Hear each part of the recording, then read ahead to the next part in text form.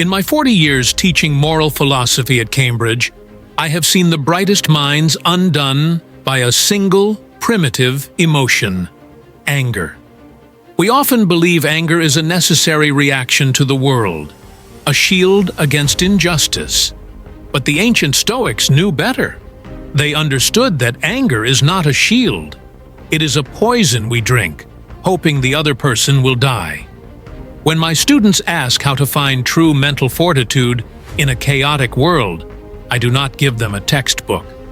I tell them the story of the old master, Eris, and the angry young merchant on Mount Calo.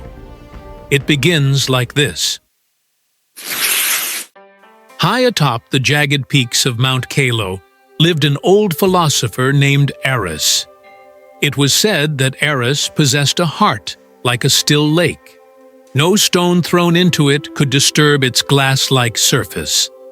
One day, a young and fiery merchant named Calin climbed the mountain. Calin was a man constantly at war with the world, furious at his lazy workers, enraged by cheating competitors, and irritated by the slow pace of his own family. He was exhausted by his own anger. "Master Eris," Calin panted, collapsing at the entrance of the philosopher's cave. "I seek the secret. Teach me how to never be angry. Teach me how to make people stop bothering me." Eris, who was tending to a small bonsai tree, did not look up. "I cannot teach you how to control others," he said softly. "I can only teach you how to abandon the illusion that they are bothering you." "But they are!" Calin cried. "They lie, they cheat, they are incompetent." Eris stood up and motioned for Calin to follow him. They walked to the edge of a cliff, overlooking a narrow, winding river far below. "Look down," Eris commanded. "Imagine you are rowing a boat upstream on that river. The mist is thick, and the current is strong. Suddenly, you see another boat coming straight toward you, moving fast. You yell, 'Watch out! Turn aside!'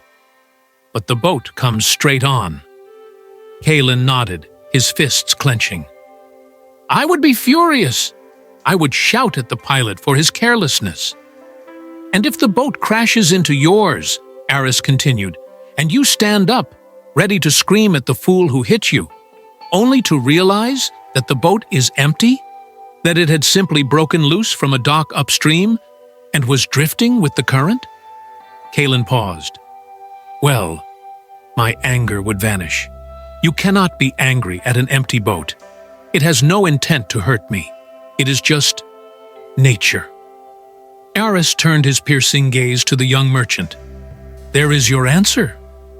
Every person who insults you, every worker who is lazy, every cheat who lies to you, they are all empty boats." Calin frowned. "That makes no sense. They are people. They have minds. They choose to be annoying." Eris sat on a flat stone and gestured for Calin to sit. "Listen closely," the philosopher began. "When a man shouts at you in the market, he is not seeing you. He is seeing his own fear, his own exhaustion, his own past failures projected onto your face. He is propelled by the currents of his upbringing, his trauma, and his bad day, just as the empty boat is propelled by the river. When you get angry," Eris continued, "it is because you have made two mistakes. Number one, you took it personally. You assumed the boat was steered by a captain specifically trying to hit you. But the boat is just drifting. The person is just reacting to their own internal storm. Number two, you demanded reality be different. You demanded the river not have currents. You demanded the stone not be hard. To be angry at a rude person for being rude is like being angry at a snake for biting. It is the nature of the snake." "But Master," Calin argued, "must I just let them walk over me? Do I not defend my honor?" Eris smiled gently. "If someone comes to your door with a gift wrapped in dirty rags, and inside the box is a pile of rotting garbage, must you accept it? Of course not, Kalin scoffed. And if you refuse to take the box, Eris asked, to whom does the garbage belong? It remains with the giver. Exactly, Eris whispered. Anger, insults, and irritation are gifts offered to you by suffering people. If you do not reach out and take them, if you do not let them into your mind, they remain with the giver. You are only bothered because you accept the package. You open it, you smell the rot, and then you blame them for the stench. Eris placed a hand on the young man's shoulder. To never be bothered, you must change your definition of others.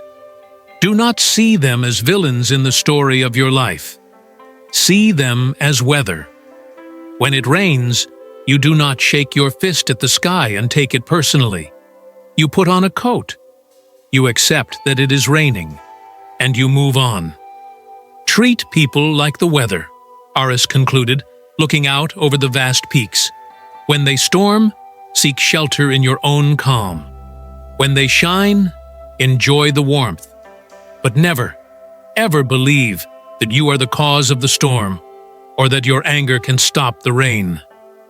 Kalin looked down at the river below. He imagined the empty boats drifting in the current, crashing into rocks, driven by forces they could not control. For the first time, his fists unclenched. Go now, Eris said, turning back to his bonsai.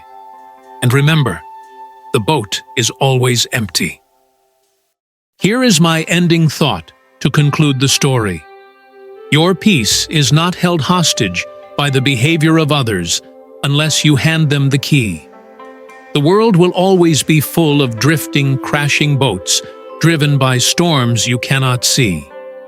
The only question left for you to answer is this: will you spend your life screaming at the wood, or will you simply sail around it? Take care, friends, and live your life in peace.